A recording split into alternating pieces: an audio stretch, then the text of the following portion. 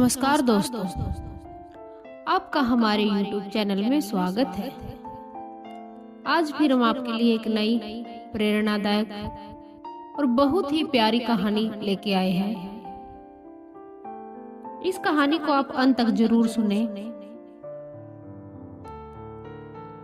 और यदि आप चैनल पर नए हैं तो चैनल को सब्सक्राइब जरूर करें, क्योंकि आपका एक सब्सक्राइब हमारे लिए बहुत मायने रखता है।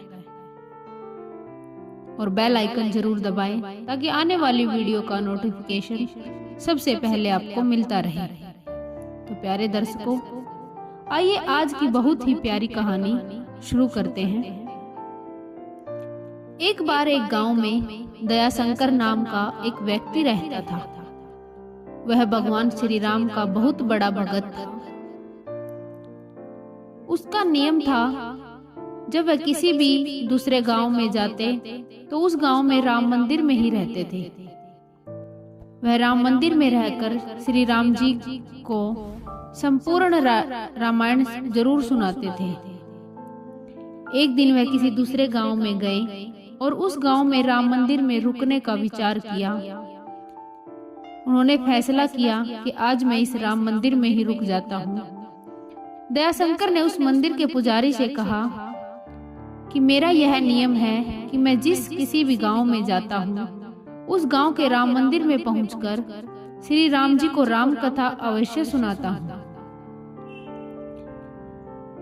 उस मंदिर का पुजारी कहने लगा, आपको राम मंदिर में रुकना मना नहीं है, पर हमारे गांव और इस क्षेत्र के एक विशेषता है कि आप कितनी भी राम कथा कर लो, गांव के लोग राम कथा सुनने नहीं आएंगे। यह सुनकर तब भगत दयाशंकर कहने लगे, मुझे लोगों से मतलब भी नहीं है, मैं सिर्फ भगवान श्री राम पर आश्रित हूँ। मैं अपने भगवान श्री राम पर विश्वास करके ही चलता हूँ। मेरी कथा कोई और सुने या ना सुने, परंतु मेरे राम भगत हनुमान जी अवश्य सुनते हैं। मैं तो मन में यही सोचता हूँ कि श्री राम जी भी मेरी कथा सुनते हैं और भगवान शंकर भी मेरी कथा सुनते हैं और हनुमान जी तो साक्षात आकर बैठ जाते हैं। पुजारी जी समझ गए कि यह बहुत बड़े और सच्चे भगत हैं। पुजारी जी ने कहा, आप जितने दिन हमारे गांव में रुकना चाहें, आप यहाँ पे रुक सकते हैं। मेरा घर आपकी सेवा में हमेशा उपलब्ध रहेगा। यह राम जी का मंदिर है। इस मंदिर में आप जितने समय राम कथा करना चाहें, उतने समय के लिए कर सकते हैं। भगत दयाशंकर बोले कि यह कथा 9 दिन की है। मैं तो सिर्फ 9 दिन ही कथा करूंगा। उसके बाद मैं किसी अन्य गांव की ओर चला जाऊंगा और फिर वहां जाकर उस मंदिर में श्री राम की कथा करूंगा। अगले दिन प्रातःकाल भगत दयाशंकर ने श्री राम जी की कथा आरंभ कर दी। कोई भी व्यक्ति कथा सुनने के लिए उस मंदिर में नहीं आया। उस मंदिर के पंडित जी मंदिर में आए। वे मंदिर की साफ सफाई और पूजा पाठ करके चले गए। अब भगत दयाशंकर अकेले ही कथा कर रहे थे। एक दिन बीत गया। भगत जी ने अकेले ही कथा की। फिर दूसरे दिन भी ऐसे ही व्यतीत हुआ। पता ही नहीं क्यों गांव के लोगों को राम कथा में कोई रुचि नहीं है। ऐसा चलते चलते चौथा दिन हुआ। 4-5 व्यक्ति आकर कथा में बैठ गए और 5वें दिन कुछ और व्यक्ति आए। इस प्रकार 6 दिन बीत गए। भगत तो प्रतिदिन सच्चे मन से भगवान की कथा सुना रहे थे और राम जी सुनते थे, हनुमान जी भी सुनते थे। 7वें दिन जब कथा चल रही थी तो उसी समय गांव में एक सेठ जी जो बहुत बड़े कंजूस थे, वह राम जी के मंदिर में माथा टेकने के लिए आए। वे जैसे ही राम जी की मूर्ति के सामने माथा टेकने लगे, तभी राम जी की मूर्ति से आवाज आई, हनुमान। तब हनुमान जी की मूर्ति कहने लगी, प्रभु क्या आदेश है। ये सारी बात सुनकर सेठ जी सोचने लगे यह आवाज कहाँ से आ रही है?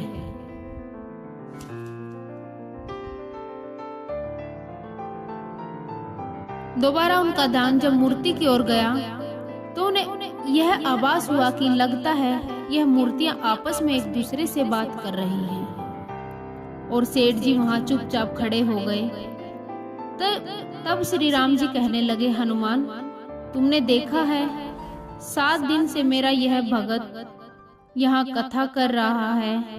इनके द्वारा इतनी सुंदर कथा करने के बाद भी गांव के लोग राम कथा सुनने नहीं आ रहे। और तुम तो कथा रोज सुन रहे हो। क्या तुम्हारे मन में विचार नहीं हुआ कि भगत दया शंकर जी को कुछ दक्षिणा दी जाए, कुछ उनको भेंट में दिया जाए? हनुमान जी कहने लगे, भगवान, मैंने तो सोच रखा है जिस दिन राम कथा संपूर्ण होगी उस दिन भगत जी को 1000 रुपए दक्षिणा दी जाएगी। इतना कहने के बाद हनुमान जी की मूर्ति चुप हो गई। सेठ जी तो वैसे ही कंजूस थे। वे विचार करने लगे कि इस भगत को 1000 रुपए दक्षिणा मिलने वाली है। रामकथा की समाप्ति पर क्यों ना मैं इन भगत जी के साथ एक सौदा कर लूं। सेठ जी ने मन ही मन सोचा कि मैं भगत जी को कहता हूँ कि रामकथा के उपरांत तुम्हें जितनी भी दक्षिणा मिलेगी वह मुझे दे देना, उसके बदले मैं तुम्हें 500 रुपए दान देता हूँ। क्योंकि भगवान राम जी की और हनुमान जी की यह बातें तो सिर्फ मुझे ही पता है। इस बात को और किसी ने तो नहीं सुना। अगर मैं भगत जी को 500 रुपए दे दूंगा फिर भी मुझे 500 रुपए का फायदा हो जाएगा, क्योंकि मुझे तो पता है कि भगत जी को 1000 रुपए मिलने वाले हैं। इस तरह जब रामकथा की समाप्ति हो जाएगी भगत जी सारी दक्षिणा मुझे दे देंगे, मुझे 1000 रुपए मिलेंगे और मैं 500 रुपए देकर उनको निपटा दूंगा। ऐसा सोचकर सेठ जी भी आज रामकथा में बैठ गए। 7वें दिन की कथा पूर्ण हुई और भगत जी अपनी पोथी उठाकर जाने लगे तो सेठ जी ने रामकथा वक्ता यानी दया शंकर को रोक लिया और कहने लगे, अब से मुझे एक काम है। भगत जी कहने लगे, कहिए। सेठ जी, मैं आपकी क्या मदद कर सकता हूँ? सेठ जी कहने लगे, मैं सोच रहा हूँ इतने दिनों से आप कथा कर रहे हैं और लोग आपको दक्षिणा क्यों नहीं देते। मैंने सोचा है मैं आपको 500 रुपए दक्षिणा दे देता हूँ। सेठ जी की बात सुनकर भगत जी कहने लगे, यह तो आपकी इच्छा पर निर्भर है। मेरी सारी दक्षिणा तो संतों के भंडारे में ही लग जाती है। आप जितने पैसे देंगे उससे लोगों का ही भला होगा। पैसे देते हुए सेठ जी कहने लगे, ये 500 रुपए आप अपने पास रख लीजिए।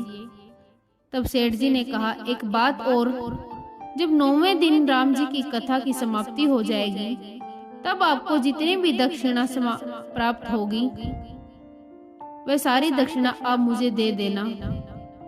भगत विचार करने लगे कि इस गांव में तो दक्षिणा वैसे भी मिलने वाली नहीं है। पंडित जी ने पहले ही बताया था रामकथा में कोई आएगा ही नहीं, आपको अकेले ही करनी है और अकेले ही सुननी है। भगत जी ने सेठ जी की बात मानते हुए कहा, जैसी परमात्मा की इच्छा, उसमें जितनी दक्षिणा प्राप्त होगी उसको आप ले जाना, मैं वह दक्षिणा आपको ही दे दूंगा। अब सेठ जी और भगत जी के बीच में सौदा मंजूर हो गया। 8वां दिन हुआ। भगत जी ने बहुत सुंदर प्रसाद बनाया।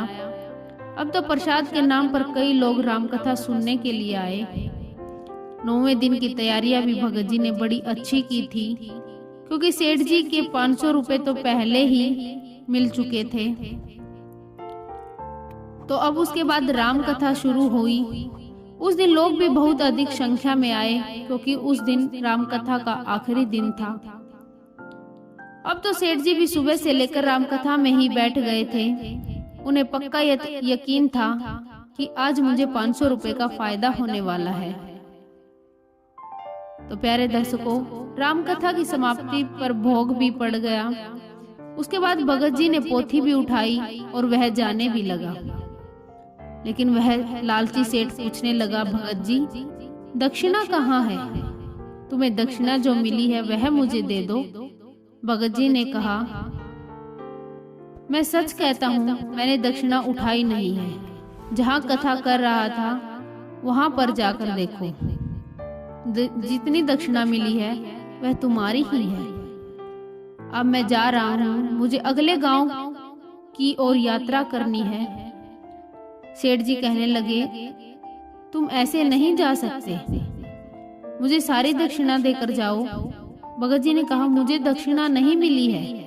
आपने जितने पैसे मुझे दिए हैं वह सारे पैसे मैंने लोगों के भंडारे में खर्च कर दिए। और ऐसा कहकर रामायण की पोथी उठाकर भगत दयाशंकर जी वहां से निकल गए। सेठ जी भागते हुए उस पलंग के नजदीक आए जिस पर भगत जी ने कथा की थी। वहां पर गिने चुने 15-20 रुपए पड़े थे। सेठ जी पलंग पर पड़े पैसे उठाकर मंदिर के अंदर की ओर गए। मंदिर में जाकर राम जी और हनुमान जी की मूर्ति की ओर देखकर कहने लगे कि उस दिन तो आप बड़े जोर जोर से बातें कर रहे थे कि भगत जी को 1000 रुपए दक्षिणा देनी है। अभी तक तो आपने दक्षिणा दी ही नहीं। अगर आप दक्षिणा देते तो मुझे 500 रुपए का फायदा हो जाता। आपने दक्षिणा क्यों नहीं दी? पर वह तो मूर्तियां थी, वह तो चुपचाप सब सुन रही थी। सेठ जी को बड़ा गुस्सा आया और कहते हैं कि गुस्से में ज्ञान ही नहीं रहता। अज्ञान और क्रोध के कारण सेठ जी ने अपने पैर से बड़े जोर से हनुमान जी के पैर पर वार किया। जैसे ही सेठ जी ने हनुमान जी के पैर पर वार किया, हनुमान जी ने सेठ जी के पैरों को जकड़ लिया। हनुमान जी की मूर्ति ने सेठ जी का पैर इतनी जोर से पकड़ा कि बार बार प्रयास करने पर सेठ जी अपना पैर छुड़वा नहीं पा रहे। तब राम जी की मूर्ति बोली, हनुमान जी कहने लगे, जो आज्ञा प्रभु। राम जी कहने लगे, हनुमान जी, मैंने आपसे कहा था मेरे भगत को 1000 रुपए दक्षिणा देनी है, तुमने तो सिर्फ उसे 500 रुपए ही दिलाए हैं। तब हनुमान जी हंसकर कहने लगे कि महाराज, सेठ जी अभी 500 रुपए और देने वाले हैं, तभी तो मैंने इनका पैर पकड़ लिया है। सेठ जी को और गुस्सा आया और क्रोधित होकर कहने लगे, मेरा पैर छोड़ दो, मेरा पैर छोड़ो, कोई जल्दी से उस भगत जी को पकड़ कर लाओ, मुझे उनसे अपने पैसे वापस लेने हैं। हनुमान जी कहने लगे, सेठ जी, अब तुम ऐसे छूटने वाले नहीं हो। जब तक 500 रुपए दक्षिणा नहीं दोगे तब तक तुम्हारा पैर नहीं छूटेगा। सेठ जी का बुरा हाल हो गया। वह जोर जोर से चिल्लाने लगे, कोई मुझे बचाए, कोई मुझे बचाए, ऐसी आवाजें लगाकर जोर जोर से चिल्ला रहे थे। मंदिर में उपस्थित सभी लोग भागते हुए सेठ जी के पास आए और कहने लगे कि सेठ जी, क्या हुआ? सेठ जी ने कहा, मेरे पैर को हनुमान जी ने पकड़ लिया है। लोगों को तो कुछ ऐसे दिखाई ही नहीं दे रहा था, उन्हें तो लग रहा था कि सेठ जी पागल हो गए हैं। कुछ लोगों ने जाकर सेठ जी के बच्चों को सारी बातें बताई। सेठ जी के 2 पुत्र भागते हुए मंदिर में आए और अपने पिता से पूछने लगे, पिताजी क्या हुआ, आप चल क्यों नहीं पा रहे हो? सेठ रोते हुए कहने लगे, हनुमान जी ने मेरे पैरों को जकड़ लिया है। पैर जकड़ने के कारण पूछने पर वह कहने लगे कि एक भगत जी यहाँ कथा कर रहे थे।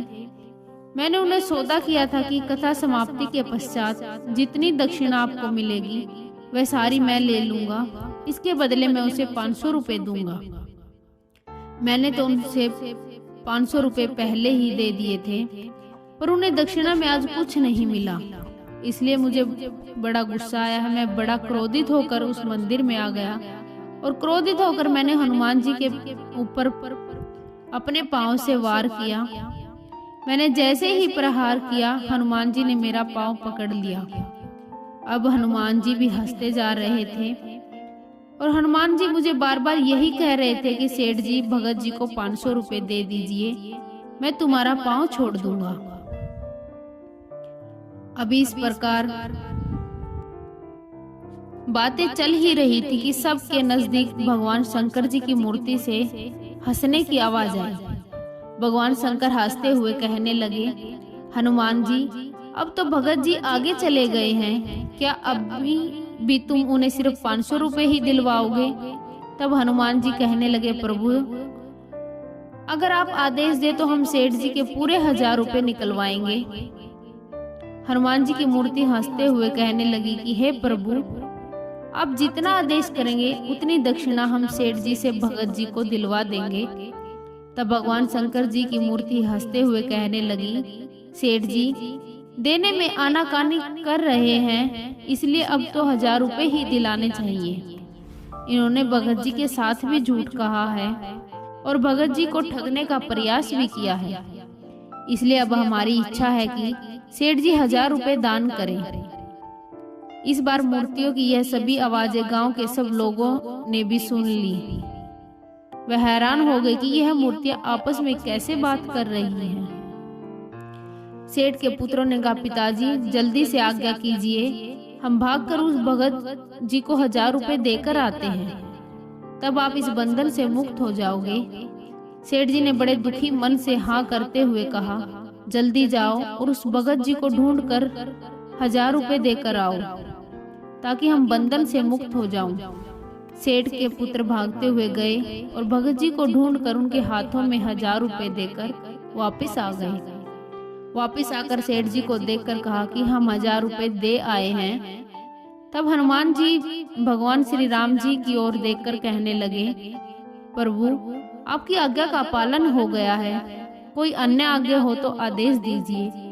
तब श्री राम और भगवान शंकर जी हंसते हुए कहने लगे, हनुमान जी आपने बड़ी अच्छी सेवा की है, आपने भगत जी को इतना धन दे दिया है कि उसका जीवन यापन बहुत अच्छे से हो जाएगा।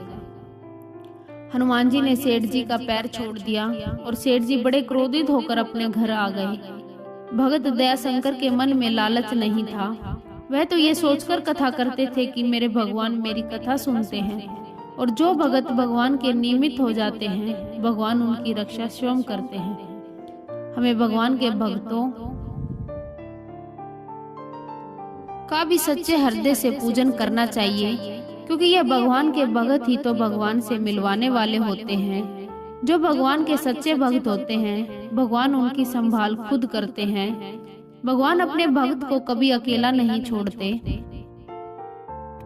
तो प्यारे दर्शकों, हम जो भी काम कर रहे हैं, जो भी कार्य कर रहे हैं, उसको सच्चे दिल से, सच्ची शिद्दत से भगवान पर विश्वास रख के करिए। भगवान हमेशा हमारा साथ देते हैं। तो प्यारे दर्शकों, कैसी लगी आज की कहानी? अगर अच्छी लगी हो तो इसे लाइक करें, शेयर करें और कमेंट करके हमें जरूर बताएं। धन्यवाद दोस्तों।